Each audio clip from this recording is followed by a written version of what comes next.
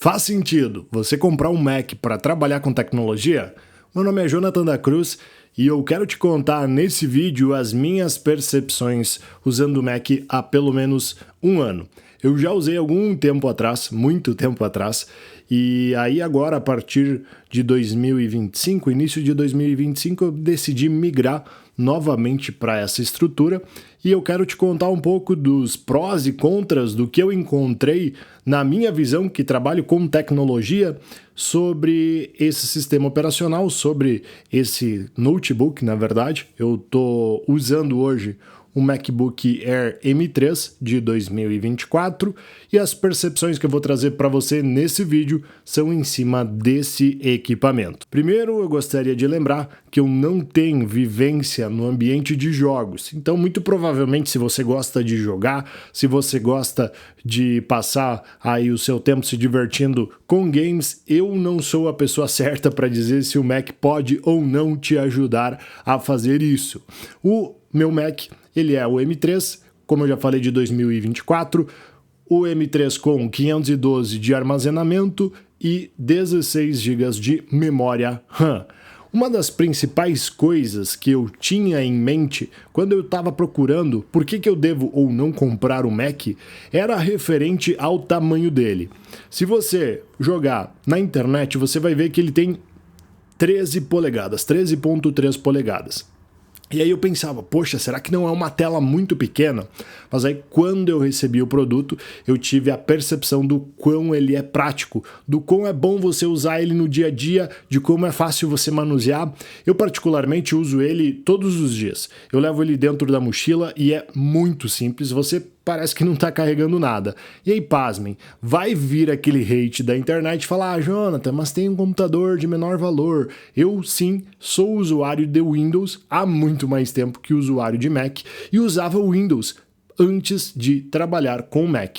Porém, o que me fez sair do Windows e migrar para o sistema Unix, para o meu ecossistema do Mac? Primeiro, alguns pontos que eu vou elencar para você aqui. Já peço que, se você gostou do vídeo, considere se inscrever aqui no canal para me ajudar.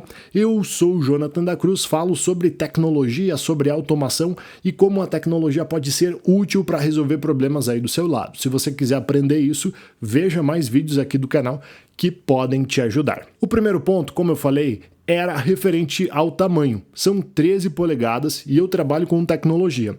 Então, para a gente ver código-fonte, para a gente ver as instruções na tela, eu tinha essa certeza que eu precisava de uma tela maior. Porém, ao conversar com alguns amigos, eles falaram sobre a questão da resolução da tela do Mac, que você já deve ter visto em alguns comentários, mas é fenomenal. O padrão de cores que é exibido é muito bom e você consegue ter uma resolução muito grande, na casa dos 3.000 pixels, que permitem que você consiga visualizar as coisas com a maior qualidade e nitidez.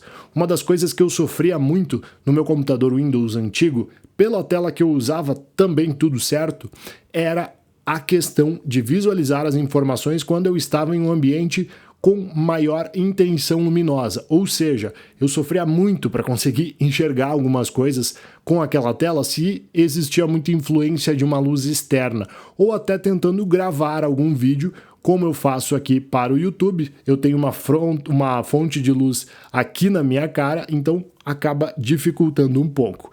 Já com o Mac, isso não é problema, a tela é surpreendente, ela consegue trazer uma visão referente a custo-benefício de você visualizar as informações e ao mesmo tempo ter praticidade muito boa, e eu gostei particularmente muito dessa funcionalidade. Bateria. Esse é um dos pontos que muita gente fala bem do Mac e eu também tenho a minha moeda para compartilhar junto com vocês. Eu tinha um outro computador Windows que também era um computador legal, aceitável, não precisava ficar o tempo todo na tomada, e eu, quando fui trocar de computador, busquei por essa premissa.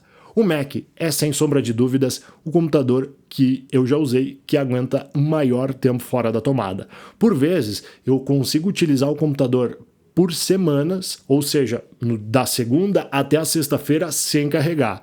Pasmem, eu renderizo o vídeo na bateria, eu utilizo ele e totalmente ele mantém o seu processo normal.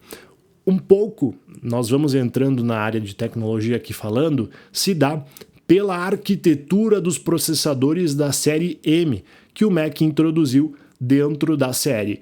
Com os processadores da série M, nós passamos a ter uma arquitetura chamada RISC. A RISC, por sua vez, ela tem a premissa de executar as tarefas únicas e consumir muito menos percentual energético. O que isso significa? Em tese, dois pontos que são muito importantes. Como a tecnologia do processador M roda em cima da tecnologia ARM e o ARM não deixa de ser uma arquitetura RISC, nós temos a execução dessas tarefas consumindo menos energia. Se ela consumir menos energia, ela vai economizar mais bateria e, consumindo menos energia, eu não vou ter a dissipação tão grande do calor. Ponto esse que faz com que o Mac não tenha entradas de ar, ou seja, a capa dele é maciça e aí garante um desempenho muito legal.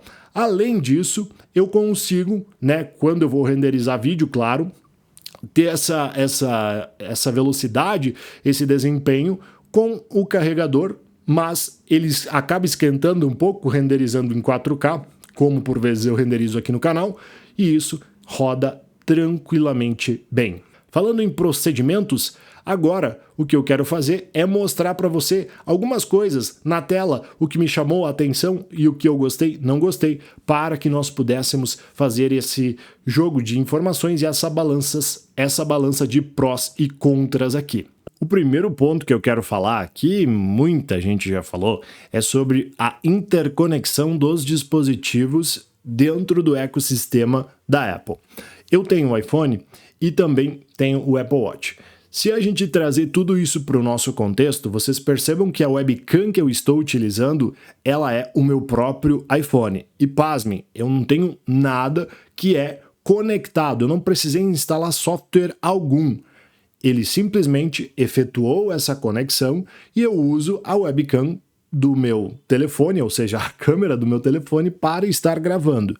Uso esse microfone, que é um microfone condensador, mas o microfone do Mac, já tem vídeos aqui no canal mostrando só a câmera e o microfone do Mac e conseguiu me atender com um nível de aceitabilidade. Vou falar para você que o microfone condensador é melhor ou é pior, no caso, que o microfone do Mac? Não, porque são propostas diferentes. Mas se você vai fazer uma reunião, vai fazer uma gravação de vídeo simples utilizando a webcam do próprio computador, perfeito. Isso aí vai atender você, vai conseguir ajudar a resolver essa sua problemática e vai ser muito satisfatório. Eu vou ligar aqui e mostrar para vocês o monitor de recursos do meu computador rodando nesse momento. Eu tô com um monte de coisa aberta, rodando e gravando vídeo, gravando a tela do computador, e isso acaba consumindo uma série de recursos também. Percebam que o meu computador tem 16 GB de memória e mesmo assim eu tenho aqui uma capacidade de pouco mais de 2 GB que estão disponíveis para que eu faça a utilização. É claro, se eu estiver renderizando vídeo e quiser gravar a tela do computador que demanda muita memória, isso provavelmente venha a dar problema. Mas nessa utilização, nesse uso normal, eu costumo dizer que para o meu uso está muito bom. Outra coisa, muitas pessoas perguntam, Jonathan, faz sentido ter computador com 8 GB de RAM? Os processadores M4 já estão saindo com um default 16, mas se você encontrar um M3 ou anterior, ainda existem versões do MacBook Air saindo aí com versões de 8 GB de RAM. Por mais que tudo seja otimizado e 8 GB de RAM em cima de um ecossistema, de um hardware totalmente montado, com os barramentos totalmente construídos e customizados exclusivamente para esse computador, sejam melhor, eu aconselho você a pensar nas atividades que você utiliza no seu dia a dia. Porque daqui a pouco vai travar, ele vai ter um certo gargalo com 8 GB, mas eu tenho amigos aí que utilizam para programar, fazem tudo com esse computador e para eles está tudo bem. Então essa aí é uma premissa inicial para vocês. Aqui eu tenho duas janelas do meu VS Code que estão rodando no ambiente Docker. Para instalar as coisas dentro do Mac é muito simples, porque nós trabalhamos com o sistema Unix, que ele é baseado em Linux. Então a gente pode usar as mesmas configurações de Bash Script aqui dentro para validar as nossas funcionalidades, instalar os nossos pacotes e resolver os problemas que a gente for fazer. Eu também tenho aqui o Docker rodando e eu vou fazer um teste mostrando para vocês subindo uma aplicação Docker com o Docker Compose para você ver quanto tempo isso demora. Ah, Jonathan, não tem nada demais nisso. Ok, não tem nada demais, mas o que eu quero te mostrar é quanto tempo a minha aplicação demora para subir com esta funcionalidade. Vejam só, deixa eu ver se eu estou com o arquivo Docker Compose aqui. Vou dar um Docker Compose up. Ele está dizendo que a minha porta já está em execução. Vou dar um Docker PS para ver o que está rodando aqui no meu servidor, que está ocupando a porta 5432, que é o meu banco de dados. Se vocês visualizarem esse meu serviço, ele é bem simples. Ele sobe uma versão do Nginx, sobe um banco de dados Postgres e sobe uma instância aqui do Laravel. Então, eu vou rodar um Docker Compose down. Vou copiar esse cara aqui por descargo de consciência. Subiu. Vamos ver agora. Docker stop. Vou finalizar esse container. Vou ver se agora ele sobe. Docker PS, então. Tem mais um Postgres 15 rodando aqui. Docker stop. E agora sim, Docker Compose up. E, de fato, o meu serviço já está rodando nesse processo aqui.